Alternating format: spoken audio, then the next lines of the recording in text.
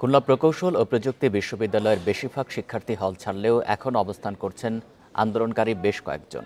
এ বিষয়ে আরও জানাতে যুক্ত হচ্ছেন সহকর্মী অভিজিৎ পাল। অভিজিৎ, বেশিরভাগ শিক্ষার্থী চলে গেলেও এখনও আন্দোলনকারী কিছু শিক্ষার্থী সেখানে রয়েছেন, তারা কি বলছেন? ক্যাম্পাসের পরিস্থিতি জানাবেন।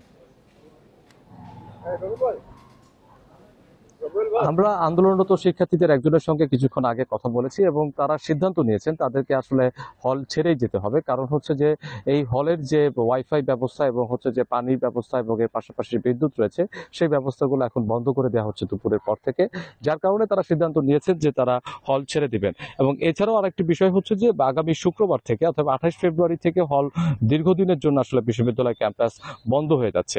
অতএব সেই বন্ধ হয়ে যাওয়ার কারণেও তারা হচ্ছে বন্ধ হয়ে যাচ্ছে এবং আগামী 4 এপ্রিলে যে হচ্ছে এই হলটা চালু হতে পারে এবং এই কারণেই হচ্ছে যে শিক্ষার্থীরা তারা সিদ্ধান্ত নিচ্ছেন যে তারা হল ছেড়ে দিবেন।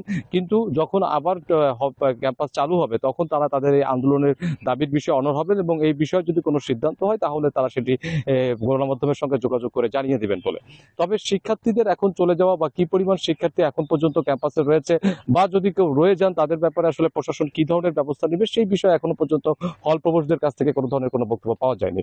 সকালে এই বিষয়ে অবশ্য খুলনা কুয়েটের যিনি রেজিস্ট্রার আছেন তার সঙ্গে কথা বলা হয়েছিল এবং তিনি জানিয়েছেন যে হলের যারা প্রভোস্ট আছেন তারাই আসলে সিদ্ধান্ত নেবেন যদি কোনো ছাত্র হলে থেকে যান তাহলে তার ব্যাপারে কি ধরনের ব্যবস্থা নেওয়া হবে।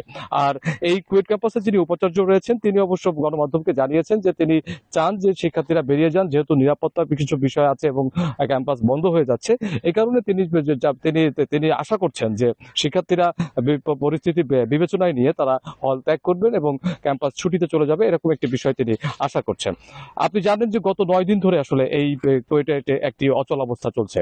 কারণ গত 18 ফেব্রুয়ারিতে যে ছাত্র দলের এবং শিক্ষার্থীদের মধ্যে যে সংঘর্ষের ঘটনা ঘটে সেই ঘটনা নিয়ে পাল্টাপাল্টি অভিযোগ চলে। তারপর শিক্ষার্থীরা 6 দফা দাবি দেয়। সেখানে কুয়েট এবং কুয়েটের ভিসি, প্রভিসি এবং উপপরিচালককে তারা পদত্যাগ করতে বলে এবং তারপরে হচ্ছে যে প্রায় 24 ঘন্টা অবরোধ থাকার পর কুয়েট চিকিৎসা কেন্দ্র থেকে কুয়েটের যিনি ভিসি আছেন তিনি বেরিয়ে যান এবং তার পরের দিন তিনি গণমাধ্যমে জানান যে তিনি অবরুদ্ধ ছিলেন এবং তিনি সে সময় কিছুটা অপমান বোধ করেছেন এই ছাত্রদের আন্দোলনের ব্যাপারে এবং তারপরে তিনি ঢাকায় চলে যান এবং তারপরে ছাত্ররা ভিসির বাসভবনে আগুন দেয় এবং তারা ভিসির বাসভবনে তারা হচ্ছে তালা দেয় এবং তারপরে সেই তালা ভেঙে ভিসি আবার প্রবেশ করেন 24 ফেব্রুয়ারিতে এবং এই ভিসিদের পদত্যাগ এবং ছাত্রদের যে 6 দফা দাবি সেই 6 দফা দাবির ব্যাপারে প্রধান উপদেষ্টার কাছেও কিন্তু শিক্ষার্থীরা তাদের স্মারকলিপিও জমা দিয়েছেন। কিন্তু এরপরও আসলে কোনো অচল অবস্থার কোনো সচল হয়নি এবং এখনো এই অপরিস্থিতির মধ্যেই রয়েছে এবং শিক্ষার্থীরা এখন আস্তে আস্তে হল ত্যাগ করছেন এবং আশা করা হচ্ছে যে হল হয়তোবা আজকে সন্ধ্যার মধ্যে ফাঁকা হয়ে যাবে এবং তারপরে হয়তোবা ক্যাম্পাস ছুটিতে চলে যাবে।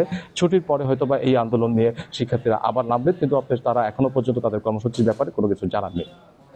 খুলনা থেকে জানাচ্ছেন সহকর্মী অভিজিৎ পাল।